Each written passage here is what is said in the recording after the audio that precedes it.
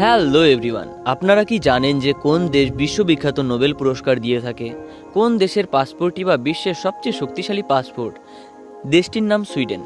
বিশ্বের সবচেয়ে সুন্দর 10টা দেশের নাম যদি বলা হয় আর তাতে সুইডেনের নাম থাকবে না, এটা অসম্ভব।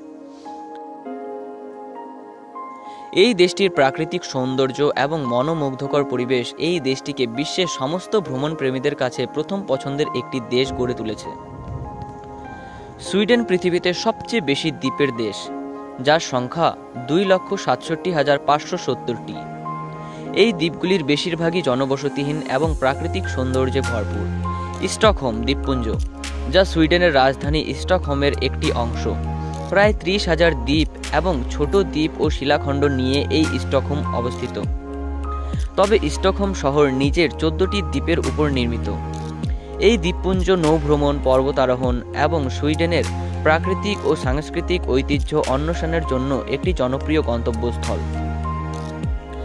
সুইডেনের 2/3 অংশ প্রায় বনভূমি দিয়ে ঘেরা, তাই যদি আপনি কখনো সুইডেনে ঘুরতে যান তাহলে আপনি চতুর্দিকে নানা ধরনের গাছপালা এবং নানা ধরনের পশু পাখি দেখতে পারবেন। সুইডেন উত্তর ইউরোপে অবস্থিত একটি দেশ, যা স্ক্যান্ডিনেভিয়ান উপদ্বীপের পূর্ব পার্শ্বে অবস্থিত। এটি সীমানা ভাগ করেছে পশ্চিম ও পশ্চিম উপকূলে নরওয়ের সাথে, উত্তর পূর্বে ফিনল্যান্ডের সাথে, পূর্ব ও দক্ষিণ পূর্বে বাল্টিক সাগরের সাথে এবং বোথনিয়া উপসাগরের সাথে।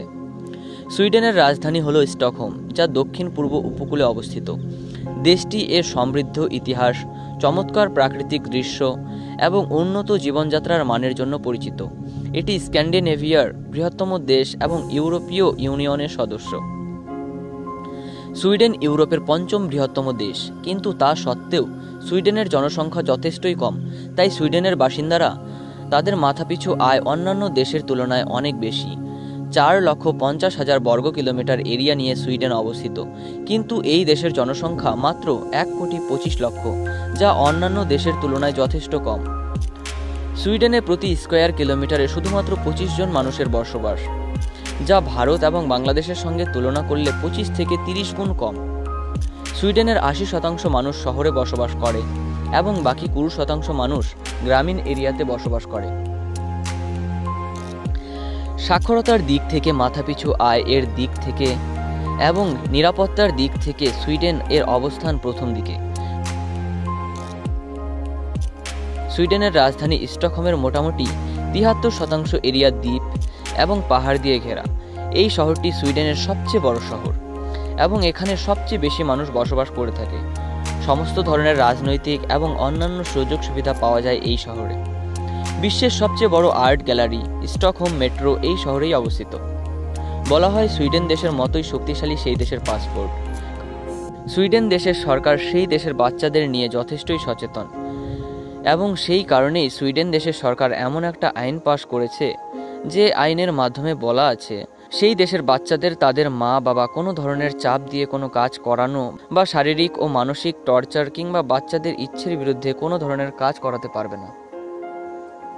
সেই কারণেই সুইডেনের স্কুলে শিক্ষক শিক্ষিকারা বাচ্চাদের মারে না এবং সুইডেনের বাচ্চাদের দিয়ে কোনো ধরনের বিজ্ঞাপন করানো বেআইনি, অন্যথায় জেল পর্যন্ত হতে পারে। আমরা তো অনেক শুনেছি যে কিছু কিছু দেশ আছে যেই দেশে 6 মাস দিন 6 মাস রাত হয়। সুইডেন সেই সমস্ত দেশের মধ্যেই একটি। সুইডেনের বিশেষত্ব হলো মিডনাইট সান।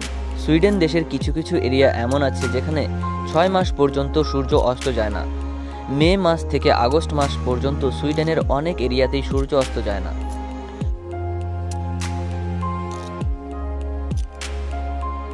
সুইডেনের আইকনিক ব্র্যান্ড হলো আইকিয়া এবং ভলভো, যেগুলো বিশ্ববিখ্যাত জনপ্রিয়।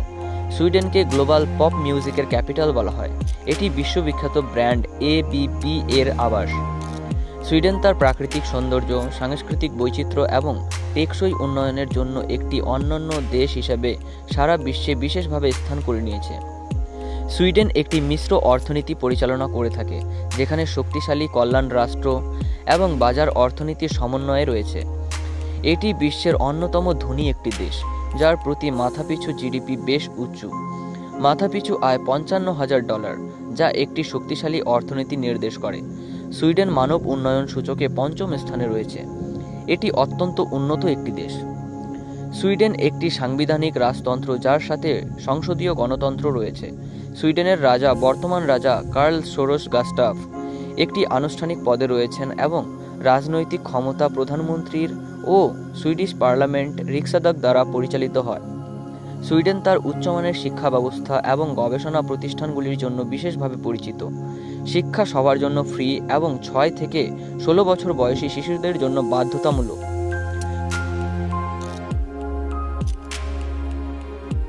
সুইডেন তার প্রগতিশীল মূল্যবোধ, মনোরম প্রাকৃতিক সৌন্দর্য এবং স্থিতিশীল সমতা ও উদ্ভাবনের জন্য বিশেষভাবে গুরুত্ব দেয়। সুইডেন তার মনোরম প্রাকৃতিক দৃশ্য, আকর্ষণীয় শহর এবং সাংস্কৃতিক ধনসম্পদের জন্য বিশেষভাবে খ্যাত। এখানে সুইডেনের সবচেয়ে সুন্দর 5টি জায়গা তুলে ধরা হলো। Number 1, Stockholm archipelago. ৩০,০০০টিরও বেশি দ্বীপপুঞ্জ নিয়ে গঠিত এটি, যেখানে শান্ত প্রকৃতির আরামদায়ক কটেজ এবং প্রাণবন্ত উপকূলীয় গ্রাম রয়েছে।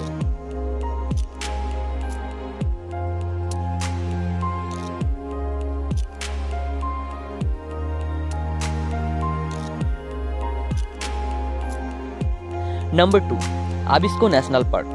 সুইডেন ল্যাপল্যান্ডে অবস্থিত আবিস্কো তার পরিবর্তিত বন্যপ্রাণী, নর্দার্ন লাইটস এবং গ্রীষ্মের মধ্যরাতের সূর্যের জন্য বিখ্যাত।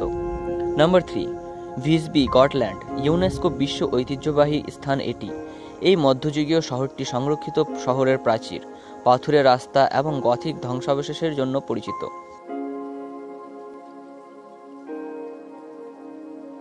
নাম্বার 4, আইস হোটেল জুকাস জার্ভি। সম্পূর্ণ বরফ এবং তুষার দিয়ে তৈরি এই বিখ্যাত হোটেলটি প্রতি শীতে নতুন করে নির্মাণ করা হয় এটিকে। নিকটবর্তী জায়গায় আপনি ডগ স্লাইডিং, স্নো মোবাইলিং উপভোগ করতে পারেন বা আর্কটিক সৌন্দর্য উপভোগ করতে পারবেন।